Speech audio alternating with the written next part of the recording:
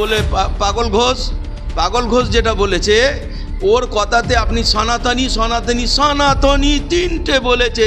আরে বাবা, আমি এক বাটি দু বাটি তিন বাটির কথা বলছি না, তোমরা খেয়েছো আমি জানি, তার মানে তা নয় কি আমি তোমাকে ওই কথাটা বলবো কি তোমরা ওইটা খেয়েছো, সনাতনী হয়ে তোমরা ওইটা খেয়েছো না, আমি জানি ওইগুলো, আমি ওর মধ্যে যাচ্ছি না। কিন্তু বোঝো আমি কাকে বলেছি, আমি কুত্তা কাকে বলেছি, কুত্তিয়া কাকে বলেছি, যারা তারা তারাতে দৃষ্টি দিয়েছে তাদেরকে বলেছি, তারা সনাতনী নয়, তারা বেঈমান। এই জন্যে কুত্তা বলেছি কি যাতে এই যে লোক যারা হিন্দু পরিবারের লোক যাদের এফেক্ট হয়েছে, যাদের ঘর পুড়েছে, তাকে যদি বাংলাদেশি বলে উল্লেখ করবে, তাকে ছেড়ে কথা বলবো? কখনো ছেড়ে দেব না, তার উপরে উল্লেখ করবই। আর বারবার বলবো, কুত্তারা সাবধান হয়ে থাকো, বারবার বলবো। নমস্কার, দেখছেন নিউজ 24 কলকাতা। এই মুহূর্তে আমরা পৌঁছে গেছি 80 নম্বর ওয়ার্ডে।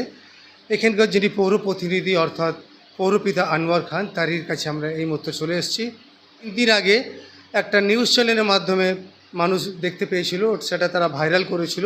এখানকার কাউন্সিলর অর্থাৎ পৌরপিতা আনোয়ার খান নাকি বিজেপিদের উদ্দেশ্যে কিছু মন্তব্য করেছে। সেটা সজল ঘোষ বলছে আমাদের ধমকি দেওয়া হয়েছে, আমাদেরকে শাসন করা হচ্ছে, আমাদের ব্যাপারে উল্টোপাল্টা কুরচনা করা হচ্ছে। কিন্তু এখন আমরা সেটা আনোয়ার খানের কাছে এসেছি, পরিষ্কার সেটা আমরা জানার জন্য এসেছি। আমি যে মন্তব্য করেছি, আমার ভালো করে আপনারা ভালো করে আমার যে ডায়লগটা ছিল, যে বার্তা ছিল, কেন আমি হুমকি দিয়েছি, শুধু এইটাই নয়, আমি তারাতলাতে বলেছি, তারাতলাতে যারা তারাতলার যদি কেউ রোহিঙ্গা আর বাংলাদেশি বলবে, এই হিন্দু পরিবারকে, যারা 24টা হিন্দু পরিবার আছে তাদেরকে রোহিঙ্গা বাংলাদেশি বলবে, তাদেরকে কুকুর বলবো, কুত্তা। এই কুত্তাটাকে আমি কুত্তা বলবো কি এরা হিন্দুস্তানি যারা আছে, হিন্দু আছে, যারা হিন্দু লোক, তাকে বাংলাদেশি কি করে প্রমাণ করবে? ও বারে বারে বলে যাচ্ছে কি না এরা বাংলাদেশি, এরা বাংলাদেশি।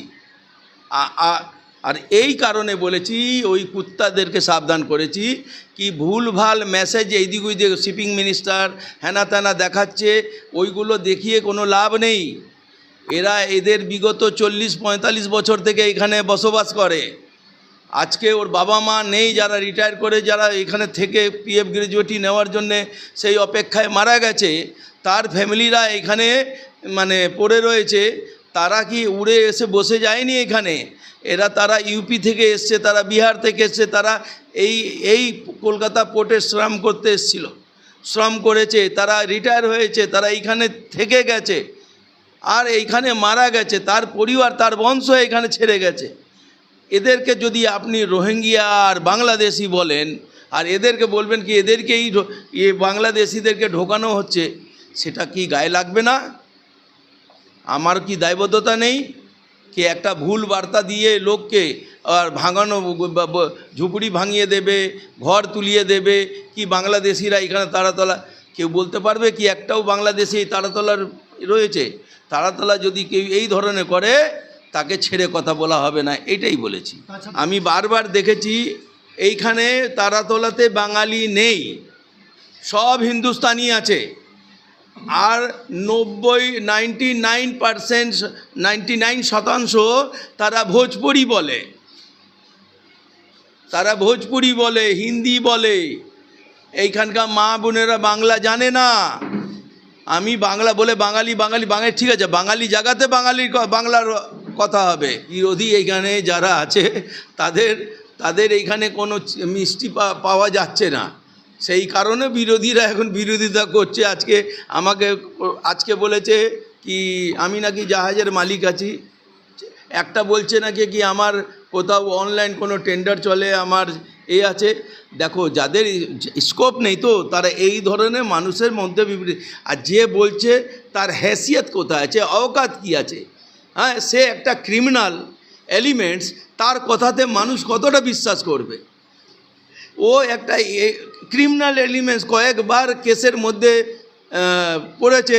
আর যে লোক মানে জলের জায়গা পেচ্ছাপ খেয়েছে, তাকে আর কি বিশ্বাস করবে? সে পিচ্ছাপখানেওয়ালা লোক, গোবরখানেওয়ালা লোক, তার উপরে মানুষ কি বিশ্বাস করবে? ও কি মানে দুধ মানে ধোয়া তুলসী পাতা তো নয়। ও শালা পিচ্ছাপ খেয়েছে, আর কি বলবো, আর এর থেকে বেশি আর কি বলা যাবে।